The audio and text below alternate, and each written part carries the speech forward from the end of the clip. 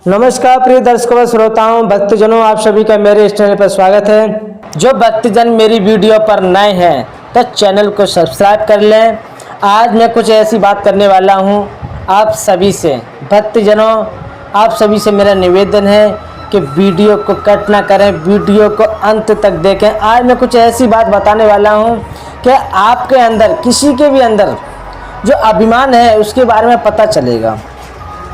अपमान, सम्मान, जिन चीज़ों से लोग ग्रसित हैं, जो इनके शिकार हैं, आज मैं उन लोगों के अंदर से इन चीज़ों को ख़त्म कर दूंगा। जो हमारे अंदर मान अपमान की सारी चीज़ें भरी पड़ी हैं, हमारे अंदर लोभ भरा पड़ा है, ईर्ष्या भरी पड़ी है, जलन है, ये क्या है? इन चीज़ों को जानने के लिए वीडियो के अंत तक आप जुड़े रहिएगा। तो मैं गीता से बोल रहा हूँ। गीता के 16वें अध्याय के 4वें श्लोक में श्री कृष्ण भगवान ने अर्जुन से क्या कहा है कि दंभ, घमंड और अभिमान और क्रोध और कठोरता, अज्ञान, ये सब असुरी संपदों को लेकर उत्पन्न हुए। जो प्रश्न है मैं उन प्रश्नों को आपके सामने रखने वाला हूँ। ये प्रश्न है, पहला मेरा प्रश्न है कि दंभ क्या है? दंभ किसे कहते हैं? है क्या चीज़ ये? तो उत्तर है, दंभ किसे कहते हैं? मान, बड़ाई, पूजा और प्रतिष्ठिता के लिए धनादि के लोभ से, किसी को ठगने के अभिप्राय से, अपने को धर्मात्मा, भागवत भक्त, ज्ञानी या महात्मा प्रसिद्ध जो मानता है, जो दिखावा करता है, धर्म पालन का दानीपन जो दिखाता है कि मैं कितना बड़ा दानी हूँ, मैं कितना धर्म पालन हूँ, भक्ति दिखाता है कि मेरे अंदर कितनी भक्ति है, मैं व्रत करता हूँ, उपवास करता हूँ, योग करता हूँ। जिस किसी भी रूप में रहने से अपना जो काम चलता है, काम जो सधता है, उसी का ढोंग रचना है, उसी को दंभ कहते हैं। जो लोग आजकल भक्ति के नाम पे, अपने इस धर्म के नाम से लोगों को ठगी होती है, अपने अंदर किसी भी प्रकार का भगवत चिन्ह नहीं है, अंदर से त्यागी नहीं है, लेकिन मान सम्मान बढ़ा पड़ा है अपने अंदर, लेकिन वो किसी लोभ के वश से उन चीज़ों को आप लोगों के सामने दर्शाते हैं कि हम कितने धर्मात्मा हैं, पुण्यात्मा हैं, और वो इस तरीके का ढोंग करते हैं, ढोंग रचते हैं। इसे दंभ कहा जाता है। अब दंभ की मैंने जो परिभाषा की है, आप इन्हीं शब्दों को सुनकर बहुत बड़ा विस्तार कर सकते हैं दंभ के बारे में। दंभ है क्या चीज़? अब दूसरा मेरा प्रश्न है, दर्प किसको कहते हैं? ये क्या है दर्प?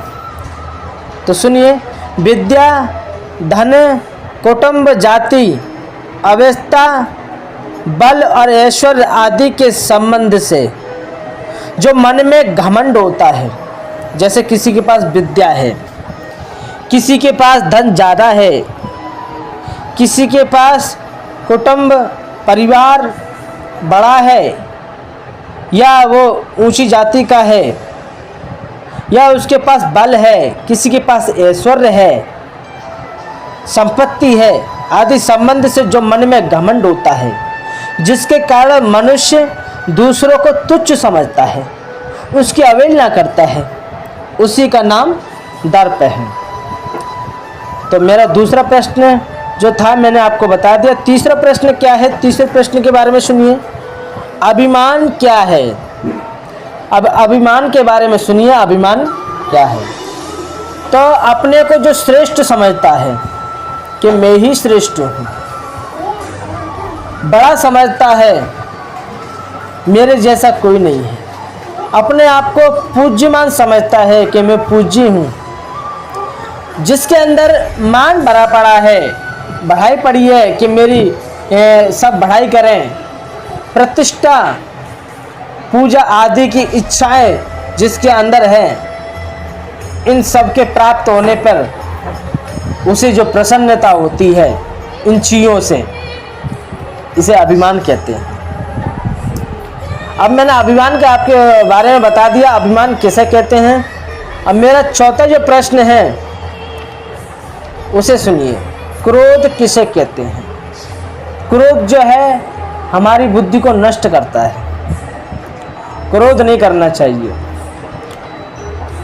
अगर हमें अपने बिगड़े कार्य को अगर रोकना है, कोई भी कार्य हमारा खराब होता है उसे रोकना है, तो क्रोध नहीं करना चाहिए, उस पर ध्यान देना चाहिए, क्योंकि क्रोध से बुद्धि नष्ट होती है। तो क्रोध के बारे में आपको बता रहा हूँ कि क्रोध किसे कहते हैं। सुनिए, बुरी आदतें अथवा क्रोधी मनुष्यों के संग के कारण, किसी के द्वारा अपना तिरस्कार, कोई तुम्हारा तिरस्कार कर दे तुम्हें तुरंत क्रोध आएगा। कोई तुम्हारी निंदा करे तुम्हारे सामने, तुरंत क्रोध आएगा।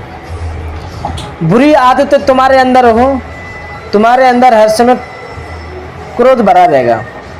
क्रोध युक्त जो मनुष्य हैं उनका संग करोगे तो तुम्हारे अंदर क्रोध की उत्पत्ति होगी। किसी के द्वारा दुर्वचन सुनकर कोई तुमसे गाली गलौज करे तुम्हें तुरंत क्रोध आएगा। किसी का अन्याय देखकर, तुम्हारे सामने अधर्म हो रहा हो तो तुम उस अन्याय को देखकर तुम्हारे अंदर क्रोध उत्पन्न हो जाएगा।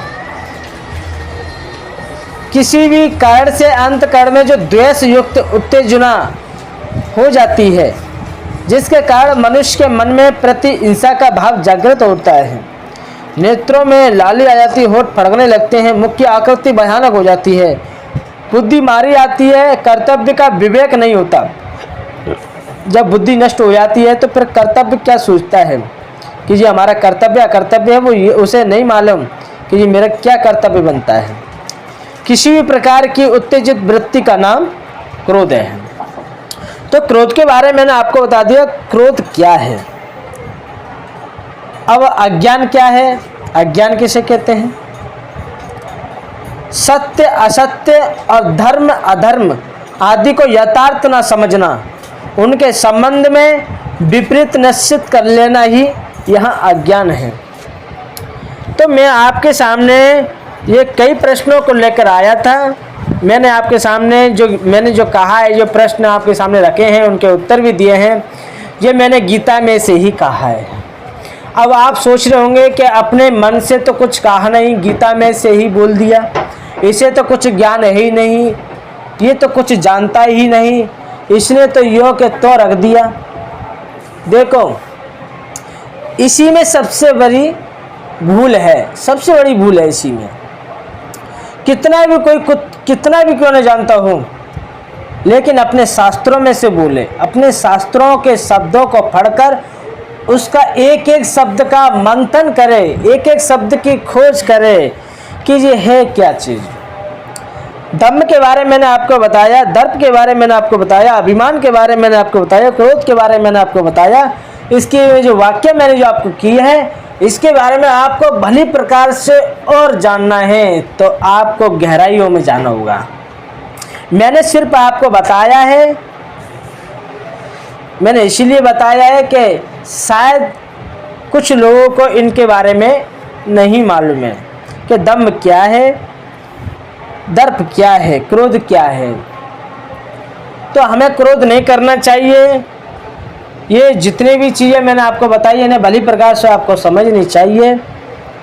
और रही बात कि मैं ज्ञानी नहीं हूँ, मैं कुछ भी जानता नहीं हूँ, मैं तो सीख रहा हूँ और मैं आपको सिखा रहा हूँ। मैं तो आपको बता रहा हूँ कि शास्त्रों को पढ़ना चाहिए, शास्त्रों का अध्ययन करना चाहिए। अगर आपको अपना जीवन बनाना है तो मनुष्य जीवन का जो उद्देश्य है वो यही है कि शास्त्रों को पढ़कर अध्ययन कर कर परमात्मा की प्राप्ति हो जाए। क्यों? क्योंकि ये मनुष्य जीवन जो है जो बड़े भाग्यों से मिलता है, इसे यूं ही नहीं गंवाना चाहिए। न जाने हमने कितने पुण्य किए होंगे जब हमें ये मनुष्य शरीर मिला है। और ये मनुष्य शरीर जो है वो परमात्मा को प्राप्ति के लिए ये एक साधन है, और हम इस साधन को भंग कर देंगे तो हमें दुख की प्राप्ति होगी, हमें कुछ भी हाथ नहीं लगेगा। तो मेरे प्यारे श्रोताओं भक्तजनों, आप लोग हमारी वीडियो कैसी लगी कमेंट बॉक्स में बताइएगा। जय श्री कृष्ण। जो